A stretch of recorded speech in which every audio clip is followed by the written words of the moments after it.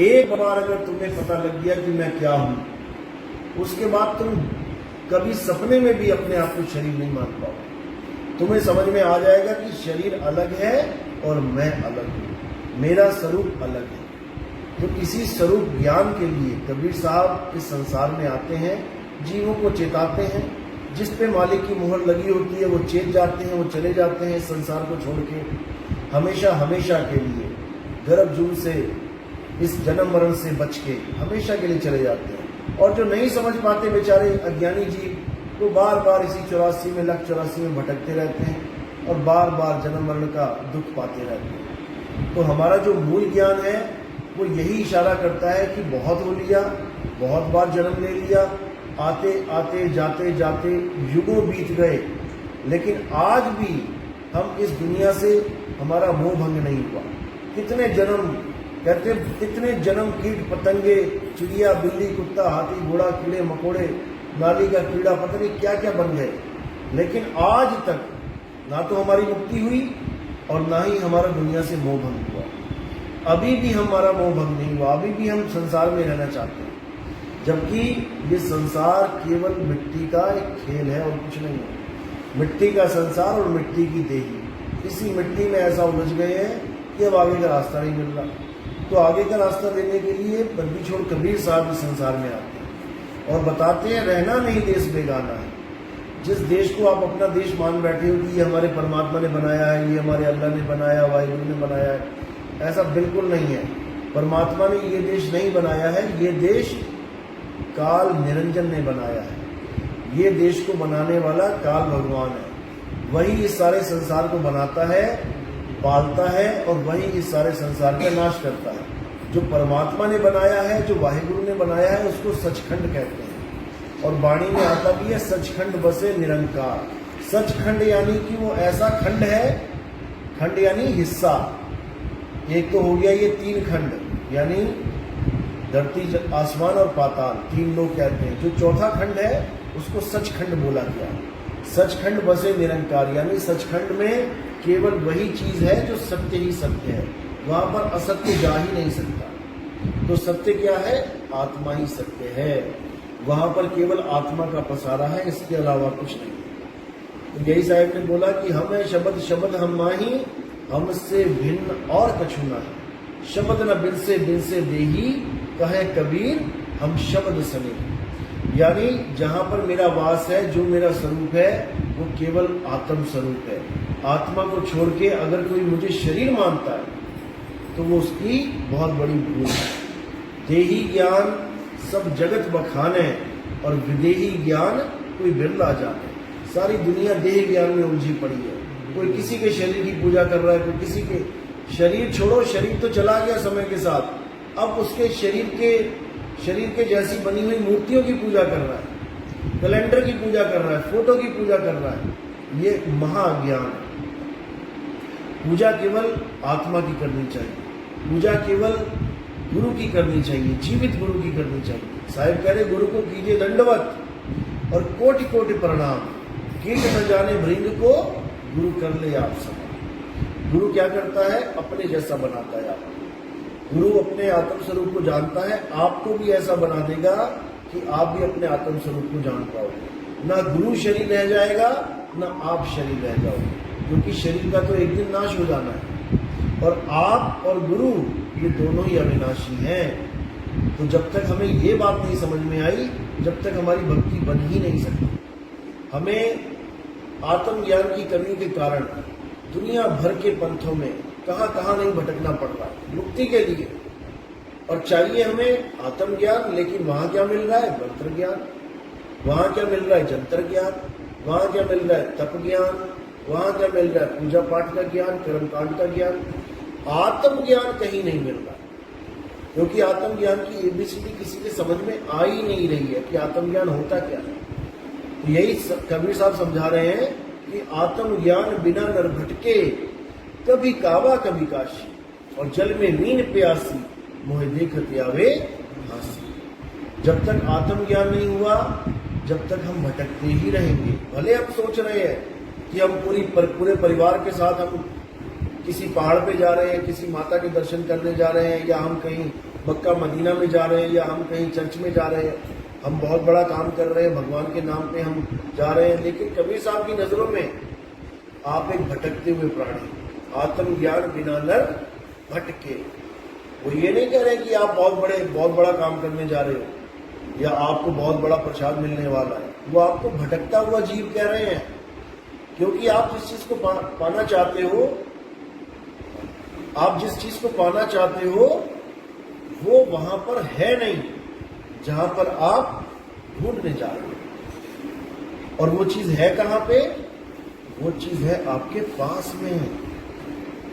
वो को कहां ढूंढे रे बंदे, मैं तो तेरे पास में, ना मैं जप में, ना मैं तप में, ना एकांत निवास। यही समझा रहे साहिब कि जो चीज तुम्हारे पास है, मानो कोई पर्स है तुम्हारे पास है और तुम उसे ढूंढने के लिए मार्केट में जा रहे हो, या तुम उसको ढूंढने के लिए किसी पहाड़ पे जा रहे हो, तुम उसे ढूंढने के लिए किसी गिरजाघर में जा रहे हो, और पर्स तुम्हारे पास है। बस यही भेद है, वस्तु तुम्हारे पास है लेकिन तुम्हें ना पता होने के कारण तुम्हें गली गली में जाना पड़ रहा है। अब इसी को कबीर साहब इस भ्रमणा को खत्म करते हैं, इस भटकना को खत्म करते हैं। तो क्या कह रहे हैं? ज्यों तिलमाही तेल है और ज्यों चकमक में आग, तेरा साईं तुझ में है, जाग सके तो जाग। बिल्कुल क्लियर कर दिया उन्होंने कि तेरा साईं तुझ में है, यानी पहले तुम अपने आप को जानो कि मैं क्या हूं। जब तुम अपने आप को जान लोगे कि मैं क्या हूं, तब तुम्हारा साईं तुम्हारे अंदर ही छुपा हुआ है। यही गुरु ग्रंथ साहब में बोला गया है कि आत्म में राम, राम में आत्म, छीनस गुरमुख विचारे। यानी आत्मा से राम और राम से आत्मा कभी भिन्न है ही नहीं, लेकिन हम अज्ञानतावश इस संसार में भटकते रहते हैं, इस तीन लोक के चक्कर काटते रहते हैं। अब करना क्या है? केवल आत्मज्ञान को जानना है। आत्मज्ञान कैसे मिलता है? जब आपके जीवन में आत्मज्ञानी गुरु आ जाता है। वो आपको इस शरीर से हटा के, आपके पूरे ध्यान को शरीर से हटा के आत्मा में जोड़ता है। वो आत्मज्ञान समझा के आपके ध्यान को आत्मा के संग कर देता है। धीरे धीरे धीरे धीरे जैसे जैसे भक्ति बढ़ती है और आपको आत्मज्ञान अनुभव होने लग जाता है, आपको समझ में आने लग जाता है कि हम सब शरीर नहीं है। फिर आपकी माँ आपको आत्मा दिखाई देगी, फिर आपके पिता आपको आत्मा दिखाई देंगे, फिर ये सारा जगत आपको आत्मा दिखाई देगा। शरीर तो आपको ऐसे लगेगा जैसे एक आत्मा 50 किलो का शरीर ढो रही है। ये मिट्टी की लाश जा रही है, ये मिट्टी की लाश चल रही है। फिर आपका मोह भंग हो जाएगा। अब आपके माता पिता भाई बहन कोई भी इस शरीर को छोड़ रहा होगा तो आपके दिमाग में एक ही बात होगी कि मेरा पिता, मेरा भाई, मेरी बहन मर नहीं रही है, शरीर को छोड़ रही है। अब आप उसकी मदद भी कर सकते हो, जैसे गुरु ने आपको ज्ञान दिया है, ज्ञान समझाया। जब कोई जीव शरीर को छोड़ता है तो आप उसकी मदद भी कर सकते हो शरीर छोड़ने में। अगर वो विचलित हो रहा है, अगर उसका ध्यान कहीं और जा रहा है, आप उसको समझा बुझा के सही जगह ध्यान लगवाने के लिए प्रेरित कर सकते हो कि वो वापस वहीं आ जाए। वैसे तो ज्ञानी जीव कभी भटकता नहीं है, वो तो अपने धुन पे ही रहता है, लेकिन बाय चांस कोई ऐसी कंडीशन आ जाए तो आप उसकी मदद भी कर सकते हो, क्योंकि यही हमारा धर्म है। जैसे पिता के सिर को बच्चा फोड़ता है, धर्म के साथ जोड़ दिया ना। जब लाश पिता की रखी होती है चिता पे, तो पंडित जी क्या करता है? एक बांस पकड़ा देता है बच्चे को। अब क्या कहता है कि पिता के सिर पे मार और खोपड़ी फोड़ दे। उसको धर्म के साथ जोड़ दिया है। अब क्यों खोपड़ी फोड़वाते हैं? मैंने सत्संग में बता रखा है। अब वो क्रिया मरने के बाद जो तुम कर रहे हो वो बिल्कुल गलत है। वो तो पिता छोड़ के चला गया, पता नहीं गुदा द्वार से निकल के चले गए, पता नहीं नाक से निकल गए, पता नहीं मुंह से निकल गए, कहां से निकल गए। अब क्या फोड़ रहे हो खोपड़ी? अब बच्चा कोई मदद नहीं कर सकता है। मदद कब कर सकता है? जिस वक्त पिता शरीर छोड़ रहा है, जिस वक्त माँ शरीर छोड़ रही है, उस वक्त वो सैन दे के, इशारा दे के, जैसा गुरु ने समझा रखा है, वो उसकी मदद कर सकता है। तो पिता वहीं से जाएगा जहां की सैन होगी, ना कि फोड़ा फाड़ी से पिताजी जाएंगे। ऐसा नहीं होता। तो ये सब धर्म के साथ जोड़ा गया है, अच्छी बात है जोड़ा गया है, क्योंकि कम से कम हमें इशारे मिलते हैं कि ये चीज हो रही है तो इसका भी कोई कारण होगा। क्योंकि हिंदू धर्म में, सनातन धर्म में जितनी भी चीजें जोड़ी गई हैं इसका कोई ना कोई कारण है, साइंटिफिक रीजन है, ऐसे ही नहीं है। जैसे पीपल की पूजा है तो वो भी बताया गया कि ऑक्सीजन ज्यादा होती है उस वक्त जब आप धागा बांधने जाते हो, या जल देना सूर्य को, ये भी बताया गया कि जल देते हुए धार में से सूर्य को देखना है, आंखें तेज होती है, रोशनी तेज होती है, लेकिन लोग आंखें बंद करके जल देने लग गए, उसका कोई फायदा ही नहीं है। ऐसे बहुत सी चीजें हैं जो सनातन धर्म में बताई गई हैं शरीर को भी निरोगी रखने के लिए, क्योंकि ये भी आपका रथ है। आपके पास कार है और चारों टायर पंचर है तो फिर क्या फायदा है उस कार का। ऐसे ही आपके पास ये शरीर है, अगर ये शरीर निरोगी नहीं है तो क्या फायदा, खुद भी रोगे दूसरों को भी रुलाओगे। इसलिए शरीर को भी ठीक रखना है और अपना कर्म भी करना है, भक्ति भी करनी है। तो यही कबीर साहब जब समझाते थे तो ब्राह्मण जितने भी होते थे ये सब उनका विरोध करते थे।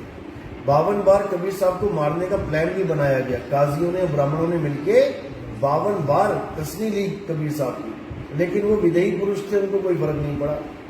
लेकिन जो उन्होंने डंका बजाया वो डंका सत्य का था, और आज भी वो डंका उसी तरह बज रहा है। आप बाणियां पढ़ोगे, बाणियों में वही चीज बिल्कुल उसी तरह लिखी गई है जैसे कबीर साहब ने बताई थी। लेकिन लोग समय के साथ सत्य को भूल जाते हैं और धीरे धीरे असत्य को ग्रहण कर लेते हैं। लेकिन साहिब ने यह भी बोला था कि हमारे ही पंथ में एक पंथ ऐसा चलेगा जो सारे संसार के पंथों को एक कर देगा। काल भगवान के 12 पंथ के बारे में जिक्र करते हुए बोला कि 12 पंथ पूरे संसार में फैल जाएंगे, और धीरे धीरे धीरे धीरे जब सही समय आएगा तो एक ऐसा पंथ चलेगा जिसको 13वां पंथ कहते हैं। और उस पंथ में जितने भी विवेकी हंस है इस संसार के, जो भी एक बार सत्संग सुनेगा और जिसकी जागृति हो जाएगी, विवेक जाग जाएगा, वो बिना जुड़े रह ही नहीं पाएगा। जिसके लिए बोला कि 12 पंथ काल फुरमाना, भूले जीव न जाए ठिकाना, 13वें पंथ हम ही चले आए, सब पंथ मेट के एक पंथ चला। तो ये बाणी 600 साल पहले कबीर साहब ने पहले ही लिखवा दी थी, ताकि मेरे हंसों को, मेरे विवेकी हंसों को समझ में आ जाए कि क्या होने वाला है, क्या करना है, कैसे करना है। तो जो विवेकी है वो इन वाणियों को देख के समझ जाता है कि अब समय आ गया। जो अविवेकी है वो हमारे ज्ञान को सुनकर भी समझ नहीं पाते, गलत बोलते हैं, झगड़ा करते हैं, लेकिन कसूर उनका भी नहीं है, क्योंकि मालिक ने मुहर लगाई नहीं तो करे क्या। मालिक ने इतना विवेक दिया ही नहीं तो करे क्या बेचारा, वो नहीं समझ पाएगा। लेकिन ऐसा भी नहीं है, अगर वो चाहे तो धीरे धीरे धीरे धीरे सत्संग में आना शुरू करे, और सत्संग में आने के बाद परमात्मा की रजा हो जाएगी तो उस पर भी मोहर लग जाएगी, बिल्कुल लगेगी। तो गुरु की दया से सब कुछ होता है, गुरु ही मोहर लगाता है। जो आपको नाम दीक्षा मिलती है वो हमारी मोहर होती है, परमात्मा का केवल उसमें नाम जिक्र होता है कि परमात्मा ने मोहर लगा रखी है, असली मोहर गुरु लगाता है। तो यही मोहर जब लग जाती है तो काल भगवान पास नहीं फटक सकता। इसी को पान परवाना बोला गया, चरणामत लेना और निशानी लगवाना, इसी को पान परवाना कहते हैं। तो पान परवाना जब मिल जाता है तो काल भगवान फिर उस जीव को छोड़ देता है कि अब ये हमारे बस की बात नहीं है इस जीव को पकड़ना, क्योंकि अब उसकी सहायता कौन करता है, परमात्मा करता है। गुरु तो मुहर लगाता है, जैसे LIC का एजेंट होता है, आपके पास आता है, आपकी पॉलिसी करता है, वो तो साइन करेगा केवल।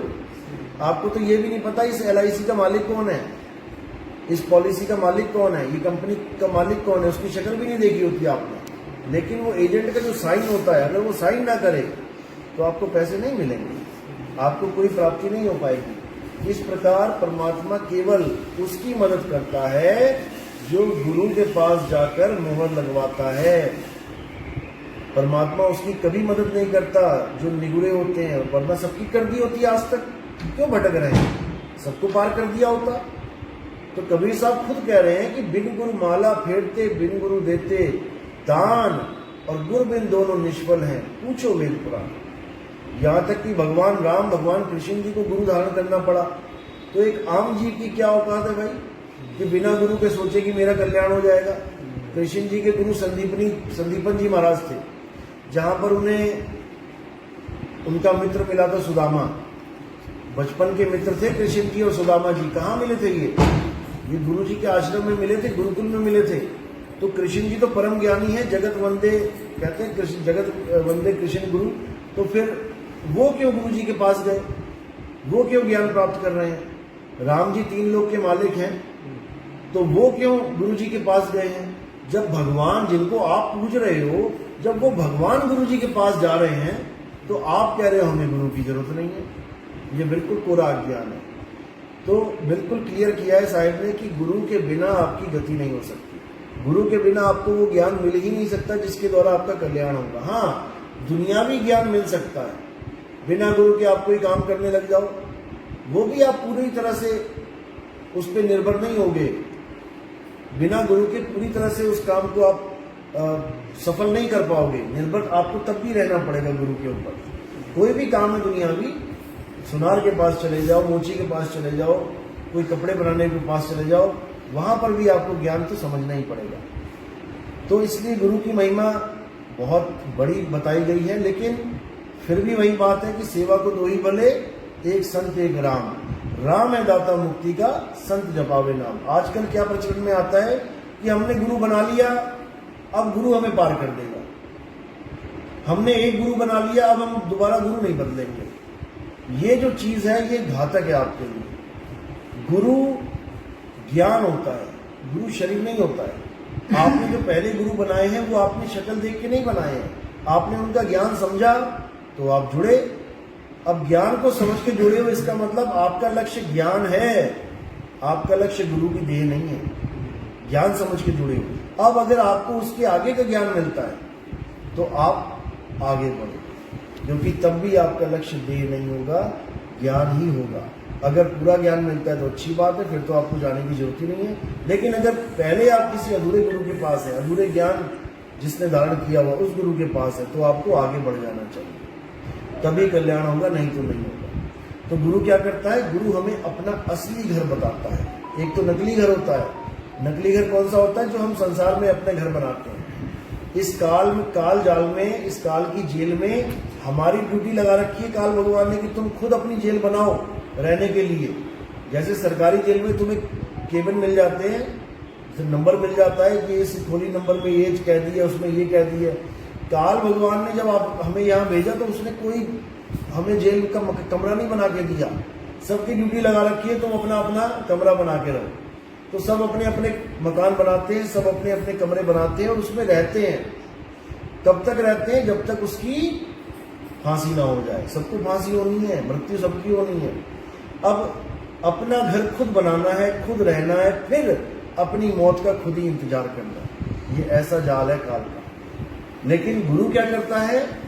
आपको जेल में रखेगा कि कोई बात नहीं बेटा जेल में रह, लेकिन तुम्हें चाबी पकड़ा देगा कि जैसे ही खाली करने की बारी आई तो तूने जेल की तरफ ध्यान नहीं देना है कि मेरा घर, मेरी दुकान, मेरा मकान, बिल्कुल नहीं।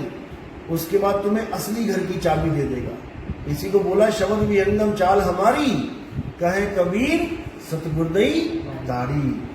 खुले कपाट शब्द झनकारी और पिंड अंड के पार सो देश हमारा। जो हमारा असली घर होगा हम सीधे वहीं निकल जाएंगे। नकली घर तो हमारा तब तक के लिए है जब तक हम यहाँ पर रहना है। हम कहीं चले जाएं किसी दूसरे देश में तो तब भी तो रहना ही पड़ेगा ना, सिर्फ छुपाने के लिए कमरा लेना पड़ेगा, मकान लेना पड़ेगा। लेकिन जब अपने घर की टिकट आ जाएगी तब हम उस घर को वहीं छोड़ देंगे, फिर हम उस पर थोड़ी ध्यान लगाएंगे। तो इसी प्रकार जो असली घर है वो हमारा असली घर है, हमारा आत्म स्वरूप। अपने आत्म स्वरूप से बिछड़ के हम देह स्वरूप में आ गए हैं। सबसे पहले तो ये है हमारा कच्चा घर, इस घर में हम रहते हैं। अब इस घर को रखने के लिए भी एक और घर चाहिए। तो ऐसे ही सारा सिस्टम चल रहा है। अब हमने क्या करना है? इस घर में रहते रहते अपने असली घर की तरफ अपना मुख कर लेना है। यानी अभी तक हमारा मुख है मन और माया की तरफ, जगत की तरफ, तो हम हैं मनमुखी। और इसमें रहते रहते हमने अपना मुख कर लेना है अपने असली घर की तरफ, अपने गुरु की तरफ। तो हम हो जाएंगे गुरुमुखी, और कुछ नहीं है। बस यहाँ से वहाँ का खेल है सारा। तो इसी दुनिया में रहते हुए आपने सीधे अपने ठिकाने की तरफ इशारा जो गुरु देगा वहाँ पे आपने सूरत को रखना है। और जैसे ये संसार छूटेगा आप अपने आप पहुँच जाओ। लोग कहते हैं जी अगर नहीं पहुँच पाए तो, अगर हम भूल जाए अंत समय में, तो जब शेर आता है सपने में तो तुम्हें पता होता है कि तुम कहाँ सो रहे हो? ये बताओ पहले। जब सपने में शेर आता है तो तुम अपने आप कैसे पहुंच जाते हो? एकदम यहाँ कैसे आँख खुल जाती है? क्या पता तुम शेर से बच के कहीं इंग्लैंड भाग जाओ, अमेरिका भाग जाओ, अपने बिस्तर पे ही कैसे आ जाते हो? क्योंकि सूरत को सब पता है। सूरत को पता है कि मैंने कहाँ बचना है। उसको पता है कि ये शरीर तो शेर पकड़ लेगा, अब मैं कहाँ जाऊं? अरे एक और पड़ा हुआ है मेरा शरीर बेड पे, अब सीधे वहां आती है डायरेक्ट। इसी प्रकार जब ये संसार छूटेगा तो हमारे गुरु ने हमें बता रखा है कि बेटा ये शरीर तो तेरा जाएगा आग में, ये जाएगा नाश में, अब तूने कहाँ जाना है? तूने यहां जाना है। तो अब सीधे विहंगम चाल से ये सूरत अपने ठिकाने पर पहुंच जाती है और इसको कोई रोक नहीं सकता। सबसे बड़ी बात है कि हमें कोई रोक नहीं सकता, रुकने वाले हम खुद हैं। अगर हम ना रुकना चाहें तो हमें कोई रोक नहीं सकता। जैसे हम सत्संग में बैठे हैं, अभी हमारा फोन आ गया या अभी हमें कोई काम पड़ गया, हम चाहते हैं कि हम बाहर जाएं तो उठ के चले जाएंगे, कोई रोक नहीं सकता। बिल्कुल निर्बंध हो आप। यमदूत भी आपको तब पकड़ पाएगा अगर आप अपने स्वरूप को नहीं जानते, अपने आत्म स्वरूप को नहीं जानते। अगर स्वरूप को जानते हो तो यमदूत भी नहीं पकड़ पाएगा आपको। इतनी बड़ी महिमा है इस आत्मा की। जब आत्मा कोई शस्त्र काट नहीं सकता, अग्नि जला नहीं सकती, वायु सुखा नहीं सकती, तो यमदूत कैसे पकड़ लेगा? यमदूत तब पकड़ेगा जब आप किसी न किसी शरीर को पकड़ोगे, क्योंकि यमदूत शरीर पकड़ेगा। जैसे किसी ने मेरा हाथ पकड़ा तो मेरी आत्मा ने क्या कर रखा है सूरत ने? इस शरीर को पकड़ा हुआ है, तो ऑटोमेटिकली वो भी पकड़ में आ गई। अब कोई आदमी निकल जाए शरीर से और मैं उसका हाथ पकड़ूं तो मेरे हाथ में तो केवल हाथ ही रह गया ना उसका, वो तो निकल गया, उसको कौन पकड़ेगा? कोई नहीं पकड़ सकता। इसी प्रकार हमें केवल ये जानना होता है गुरु के माध्यम से कि जब हम इस शरीर को छोड़ेंगे तो हमने कहाँ जाना। बस इतना ज्ञान हो गया, यानी आए हो तुम कहाँ से और जाना तुम्हें कहाँ है, इतना बस विचार लो, हो गया भजन। और मन की तरंग मार लो, हो गया भजन। आदत बुरी सुधार लो, हो गया भजन। और कुछ नहीं करना, और कोई योगी थोड़ी नहीं बनना है कि आंखें बंद करके बैठ गए 2-2, 4-4, 5-5 घंटे, ऐसा कुछ नहीं है। आंख न मूंदो, कान न रूंदो, तनिक कष्ट मत धारो, खुले नयन पहचानो हंस सुंदर रूप निहारो। तो हमारा जो सिद्धांत है वो किसी स्वर्ग का, किसी नरक का नहीं है। हमारा सिद्धांत, जैसे कई लोग कहते हैं जी स्वर्ग में जाएंगे, वहाँ पर सोमरस पिएंगे, वहाँ पे परियां डांस कर रही होंगी, हमारा वो सिद्धांत नहीं है। एक ही बात है, हिंदू कह लो, मुसलमान कह लो, ईसाई कह लो, ये सब एक ही लॉजिक पे चल रहे हैं। मुसलमान के यहाँ परियां नहीं कह रहे हैं, अप्सराएं नहीं कह रहे हैं, वहाँ पे क्या कह रहे हैं? 72 हूरें होंगी, वहाँ हूर कह दे रहे हैं। हमारे यहाँ भी तो यही कह रहे हैं कि अप्सराएं नाचेंगी, स्वर्ग में जाओ, इंद्र बैठा होगा महाराज और सामने अप्सराएं नाचेंगी। हमारे यहाँ भी तो वही लॉजिक चल रहा है, बस नाम बदल दिया। हमारे यहाँ स्वर्ग कह रहे हैं, वहाँ पर जन्नत कह रहे हैं, अंग्रेज उसको हेवन कह रहे हैं। हमारे यहाँ नरक कह रहे हैं, मुसलमान उसको दोजक कह रहे हैं और अंग्रेज उसको हेल कह रहे हैं। हम आग कह रहे हैं, वो फायर कह रहे हैं, वो अग्नि कह रहे हैं। तो आग तो एक सी है ना, नाम उसके कितने कर लो। आग भी जलाएगी, अग्नि भी जलाएगी, फायर भी जलाएगी। इसी प्रकार हमारा स्वर्ग और उनका जन्नत और उनका हेवन एक ही है, केवल नाम बदल दिए उन्होंने। आप ईसाइयों की कोई वीडियो देखो हेवन के बारे में, उसमें देखो पंख लगा के परियां उड़ रही हैं, देखो वहां पे सेम हमारे वाला काम मुसलमानों का भी यही है। हमारे यहाँ भी परियां आती हैं, हमारे यहाँ भी अप्सराएं। तो हमारा जो सिद्धांत है मूल ज्ञान, उसमें कोई परी नहीं, कोई अप्सरा नहीं, उसमें कोई जन्नत नहीं, उसमें कोई नरक नहीं। हमारे यहाँ ऐसा कुछ नहीं है, क्योंकि ये चीज़ें तब बनती हैं जब शरीर का खेल हो। हमारे यहाँ शरीर का खेल ही नहीं है। तो कौन सी अप्सरा और कौन सी जन्नत और कौन सा नरक? क्योंकि जन्नत में सुख भी शरीरों को मिलेगा और नरक में दुख भी शरीरों को मिलेगा। लेकिन हमारा ज्ञान शरीरों का है ही नहीं, तो ना तो हमें कोई जन्नत का सुख और ना ही हमें कोई नरक का दुख। तो साहिब कहते सुख दुख से कोई परे परम पद, सो पद है सुखदाई। असली सुख क्या है? इन सुख और नकली दुख को छोड़ के अपने आत्म स्वरूप में, अपने आनंद में आ जाओ। वही असली सुख है। अगर वो सुख मिल रहा है तब तो समझो कि सही बात, सही ठिकाने जा रहे हैं। अगर नरक और स्वर्ग में, सतलोक, अलख, अगम लोक में, ब्रह्मलोक, शिवलोक, गोलोक में अगर यहाँ जाने की बात तुम्हारा गुरु कर रहा है तो इसका मतलब वो तुम्हें उलझाने के लिए बैठा है। कहीं जाने की जरूरत नहीं है, ना कहीं आना ना कहीं जाना, और आपे में आप समाना, अपने में समा जाना है। अपने में समाना ही मुक्ति है। तो जब तक अपना ज्ञान नहीं हो गया तब तक मुक्ति नहीं मिलेगी। जब तक खुद को नहीं पाया तब तक खुदा नहीं मिलेगा। तो इसलिए केवल आत्मज्ञान को जानो, आत्मज्ञान को समझो, और इसी से सबका कल्याण होगा। चाहे वो कोई हिंदू है, मुसलमान है, सिख है, ईसाई है, इससे कोई फर्क नहीं पड़ता। सारे खाना खा रहे हैं, पानी पी रहे हैं, हवा ले रहे हैं, सब कुछ एक सा काम कर रहे हैं, फिर भी अपना भगवान, अपना अल्लाह अलग अलग मान के बैठे हैं। सब एक ही सूर्य की रोशनी ले रहे हैं, फिर भी कह रहे हैं ये सूर्य ब्रह्मा जी ने बनाया, वो कह रहा अल्लाह ने बनाया, वो कह रहा गॉड ने बनाया, वो कह रहा वाहिगुरु ने बनाया। सबको पता है सूर्य एक है, और सबके धर्म ग्रंथों में लिखा है कि हमारे भगवान ने सूर्य बनाया। तो समझ जाना चाहिए ना कि जब सूर्य एक है, अगर सारे धर्म ग्रंथ ठीक हैं, सत्य बोल रहे हैं, तो 4 सूर्य होने चाहिए थे। मुसलमान वाला सूर्य अलग होना चाहिए था, हिंदुओं वाला सूर्य अलग होना चाहिए था, ईसाई वाला अलग होना चाहिए था, लेकिन नहीं है अलग। इसका मतलब केवल नाम अलग है, नाम अलग है, कार्य एक ही है। ये नहीं समझ में आ रहा लोगों को, और जब तक ये समझ में नहीं आएगा, जब तक ये दुनिया रहने लायक भी नहीं है। वैसे तो ये दुनिया रहने लायक है ही नहीं। देखो अभी उड़ीसा में ट्रेन में हादसा हो गया। अब उनसे पूछो, क्या तुम भगवान को नहीं मानते थे? क्या तुम पूजा नहीं करते थे? क्या तुम 5 टाइम की नमाजें नहीं पढ़ रहे थे?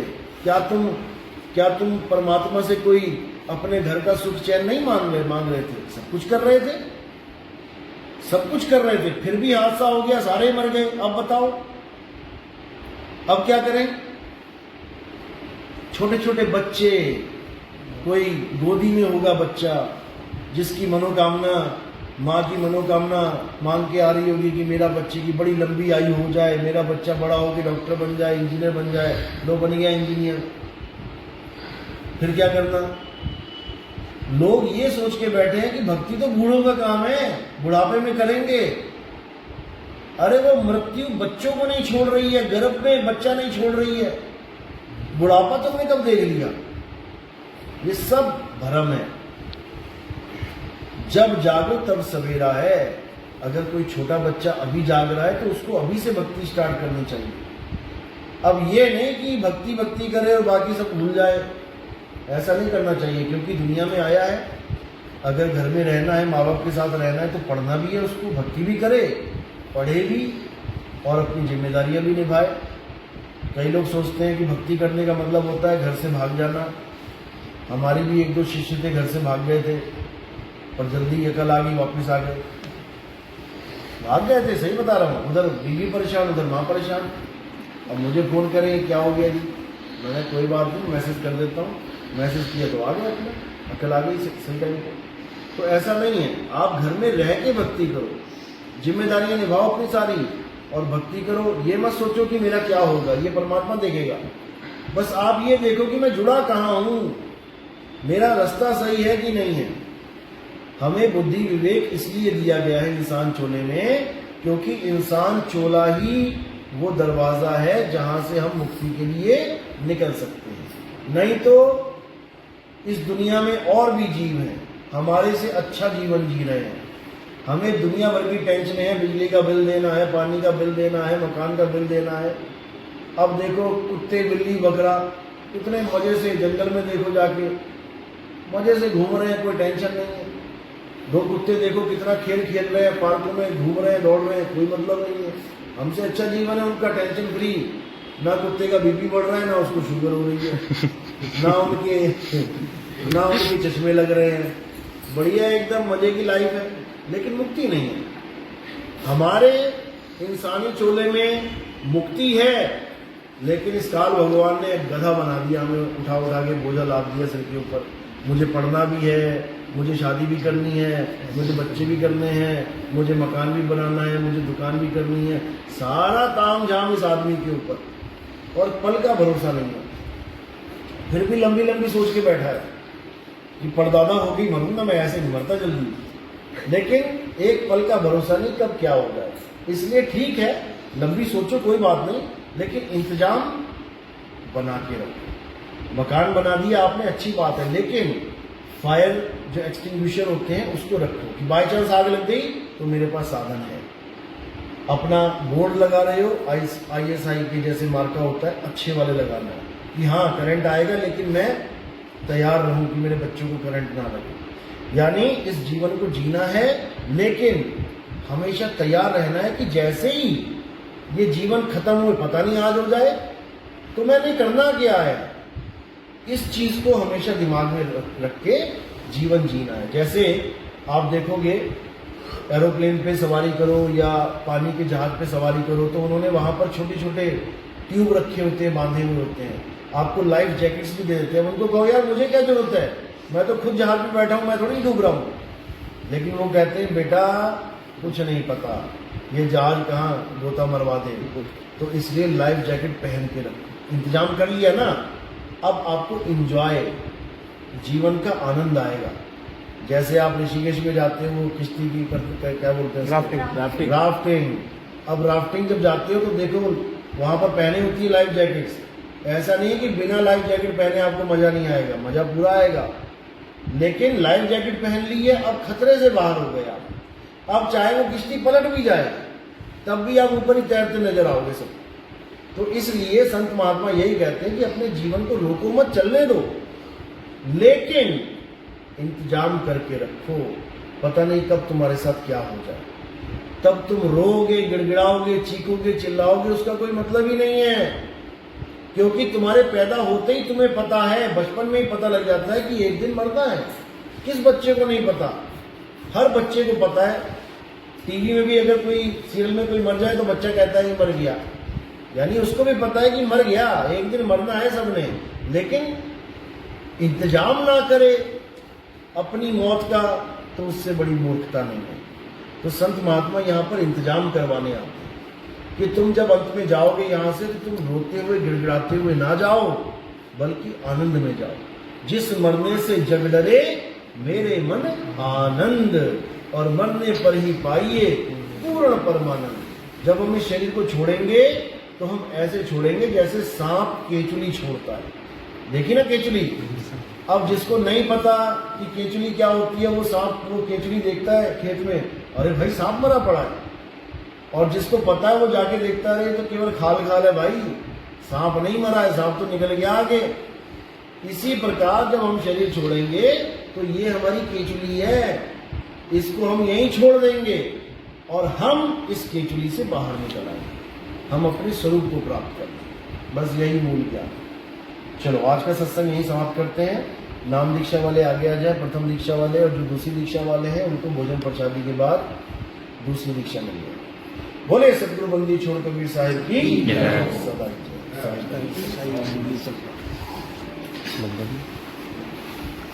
जब दूसरी नाथ पहले